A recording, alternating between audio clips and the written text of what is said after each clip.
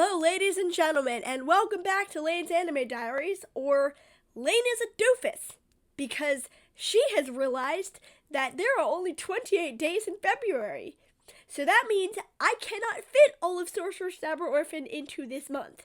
So what we're going to do instead is I'm going to recap the rest of Season 2, and then we're going to go into Season 3, but we're going to do it single episodes. And then we will get to Season 4 at a later date. Because next month, I'm going to go back to doing the June-a-thon. So, as a recap, at the end of Season 2, they are fighting Quo. What happens? They all start fighting Quo. Oh, Osley is there. She decides to sacrifice herself in order to close the rift because the goddess who is hanging out of it is immortal, and if they don't do something about it, her power is basically going to break the entire world. Like Quo literally tells them that. For some reason, Reki can kill his wings, which is weird because I thought he was impenetrable, but no, he's not. So they beat him. He ends up floating down the river, and he tells them that the goddess is going to come back.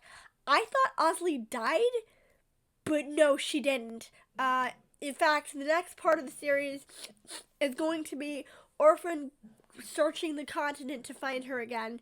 And I like that that's a simple premise. We don't have a lot of, complicated stuff, and it's basically going to be more road trippy shit until we get there. So Season 3 starts. They are traveling, and they encounter the two little turds, and for somebody's coughing in the other room. I apologize for the pause. Somebody's coughing in the other room. Like I am. And they encounter them after the encounter in which Orphen just yeets them off the cliff, and they are apparently perfectly fine. God, I love this show so much. He realizes that he has lost his bag with all the money in it.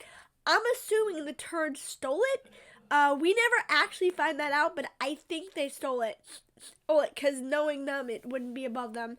So they go to this onsen, only now we get a story about, the onsen is being bullied by a hotel, and the hotel wants to buy the onsen, but they don't want to sell. It's one of those stories, so I did not expect one of those stories in a show about magic and, demons, and it's actually very refreshing, if you ask me.